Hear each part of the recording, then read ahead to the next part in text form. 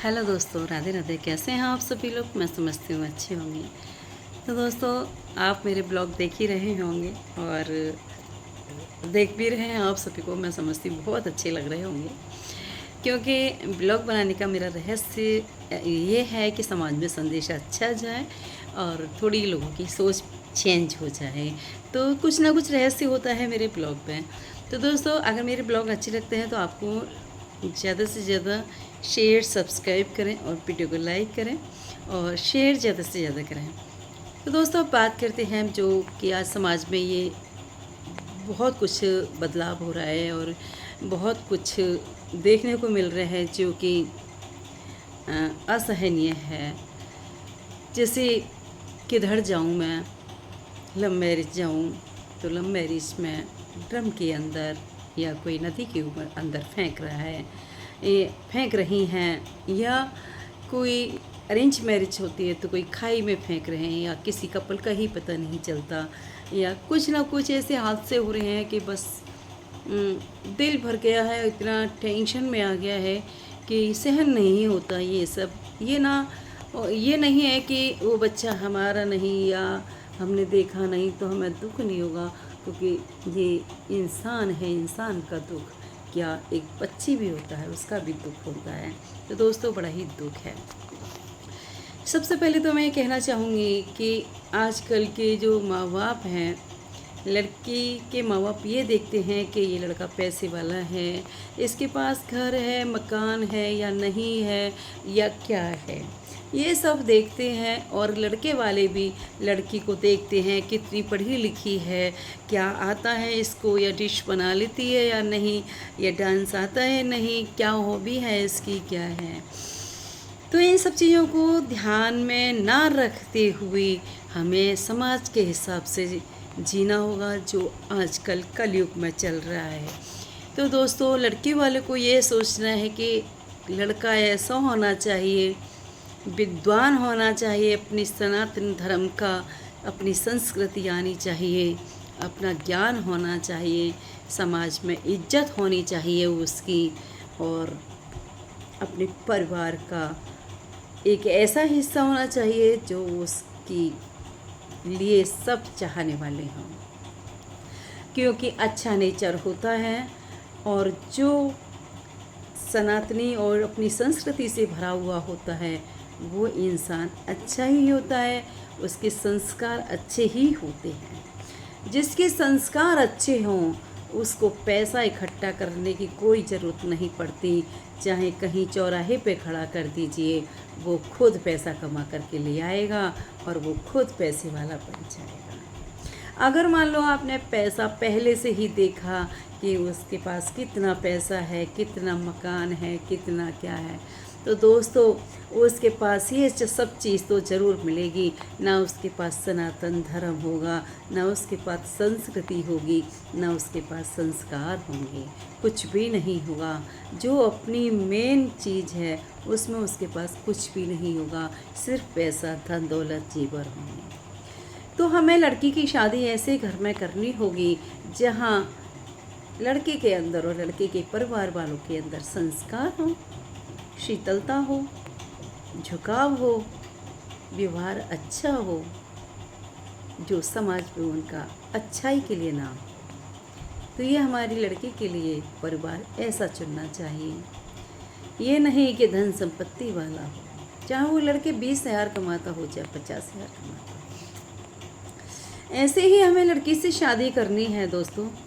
ये मत पूछो कितनी पढ़ी है, क्या कमा रही है, क्या हॉबी है उसकी, क्या आता है उसे, इन सब चीज़ों में मत बह जाओ।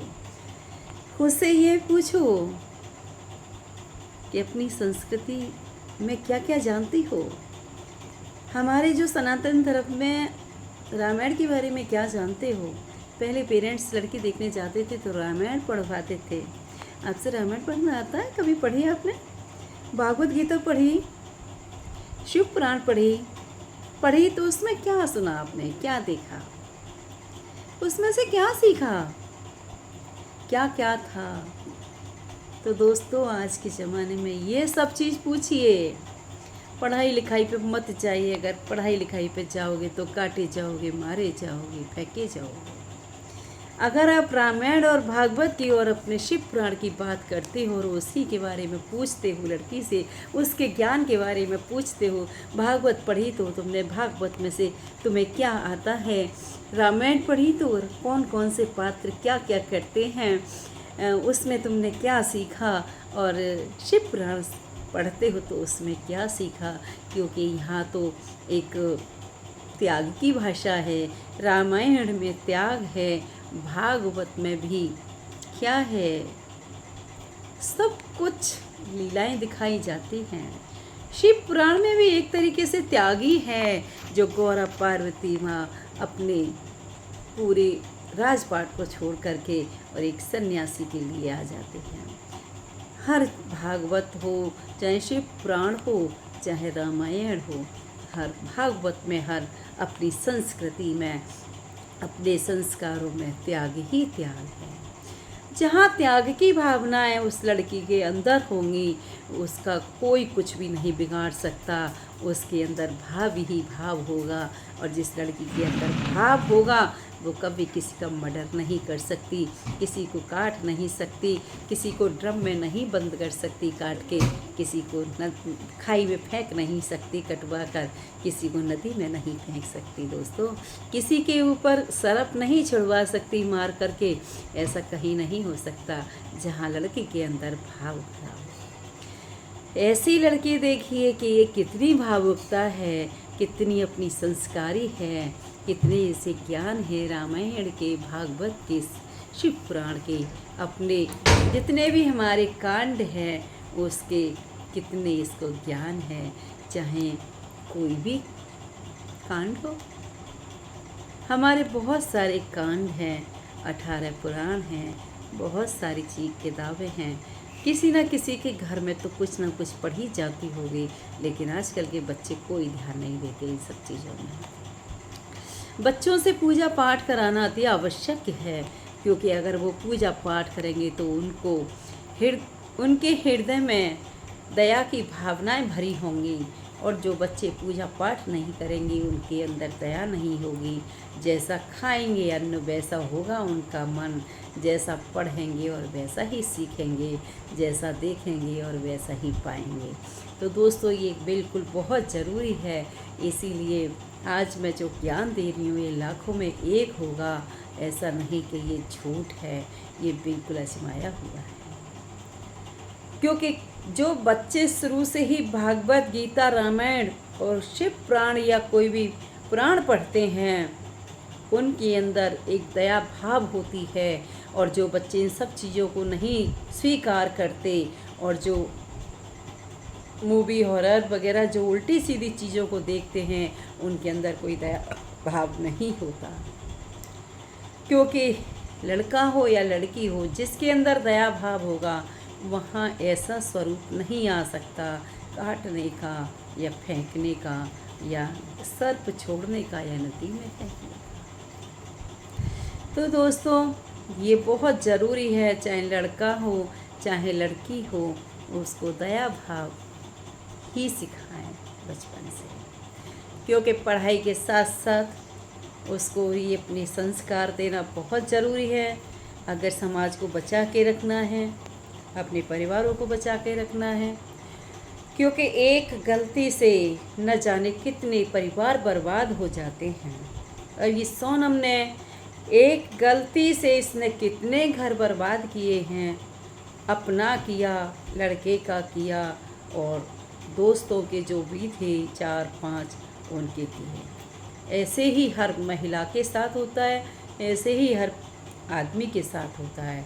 तो दोस्तों कांड दोनों ही करने में माहिर हो रहे हैं, लड़की भी और लड़का भी, कहीं कोई कसर नहीं छोड़ रहे। ये सब नहीं होना चाहिए। पेड़ लगाइए, तुलसी के पेड़ लगाइए, आम पीपल के पेड़ लगवाइए, उनसे तुलसी के पेड़ लगवाइए। बोल दीजिए 11,000 पेड़ लगा के आई हैं तुलसी के, और उनको अपने हाथों से सींचिए, उनके अंदर दया भाव आएगी। क्योंकि उनके अंदर इतनी दया भाव आ जाएगी कि जो पेड़ मरने के सूखने के कतार पर होगा, उसमें वो अपने पूरे भाव प्रकट करेगा, जो कि तुलसी का पेड़ सूख नहीं जाए, तो उनसे भी दया भाव प्रकट होगा। बरसात स्टार्ट हो गई हैं, बरसात के दिनों में आप तुलसी के पेड़ लगवाइए, आम, पीपल, बरगद और आंवला के पेड़ लगवाइए, ज़्यादा से ज़्यादा लगवाइए। केले के पेड़ लगवाइए, जो पूजा में शामिल होते हैं। उन पेड़ों की तो महिमा ही क्या कहना है। पेड़ कोई भी हो, सब सुखी प्राप्ति के आशीर्वाद देगा। पेड़ लगवाइए और उनसे बोल दीजिए कि चाहे तुम एक पेड़ लगाए बेटा, लेकिन ये सूख नहीं पाए, ऐसे इस पेड़ को तुम्हें सींचना है जब भी टाइम मिलता है। तो उसके अंदर दया की भावना आ जाएगी, उसको काटने की नहीं आएगी, क्योंकि उसने ये पेड़ सींचा, बड़ी मुश्किल से खड़ा किया, उसको वो काट कैसे सकती है। उसकी तो एक पत्ती भी नहीं तोड़ सकती, एक डाली भी नहीं तोड़ सकती काटने की, तो चले क्या दोस्तों। जब जो लड़की या लड़का कोई पेड़ को नहीं काट सकता, तो वो इंसान को कैसे काट सकता है या कटवा सकता है, उसको कैसे वो झाड़ सकता है या झड़वा सकता है, नहीं कर सकता। इस तरीके से उसके अंदर भाव प्रकट कीजिए, उनको निर्दयी मत बनाइए, उनको दयावान बनाइए। इस तरीके के अगर भाव प्रकट करेंगे बच्चों के अंदर, तो कभी कोई ऐसा कांड करने को एग्री नहीं हो सकता। बिल्कुल मत करिए। ये काट पीट का जो वो चल रहा है ना चलन, ये हमारा सनातन धर्म खराब होता जा रहा है, बिगड़ता जा रहा है, कलंक लगता जा रहा है। इसी कारण कि अपनी संस्कृति हम अपने बच्चों को नहीं दे रहे। सिर्फ पढ़ ले बेटा, जॉब कर ले बेटा, बस हम यही बात करते हैं। बेटे से हम अपने सनातन धर्म की, संस्कृति के, अपने संस्कारों की कोई बात नहीं करते हैं। अरे उनके अंदर हम दया भाव ऐसे भर देंगे, अरे उनको बुरा सोचने की, बोलने की तो चले, क्या वो सोच भी नहीं सकते कि हम बुरा किसके साथ बोल सकते हैं। ऐसे होती है दया भाव, चाहे वो सास ससुर हो, चाहे माँ बाप हो, चाहे बहू बेटी हो, कोई भी हो, लेकिन बनेंगे तो बहू बेटी ही। जो बेटी है वही सास बनती है, वही बहू बनती है, वही माँ बनती है, वही बहन बनती है। अरे हर किसी के अंदर अगर दया भाव बढ़ जाएगा तो ये काट पाट ये सब कुछ होगा ही नहीं। आप करके तो देखिए ये सब चीज़। तो दोस्तों, मैं बिल्कुल सही बात बोल रही हूँ, क्योंकि ये बात कहीं किसी शास्त्र में सब में लिखी होती है कि जिसके अंदर दया भाव होती है वो दया ही दया देता है, भावी भाव देता है।